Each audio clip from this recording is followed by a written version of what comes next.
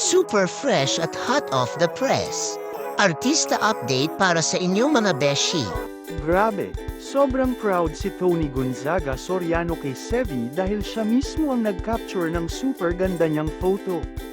Parang may future talaga sa photography ang bagets, ang galing ng anggulo, lighting, at timing. At si Tony, aba, parang hindi mommy kundi model sa suot niyang one-piece swimsuit. Ang hot mama, parang walang anak, parang dalaga pa rin ang katawan.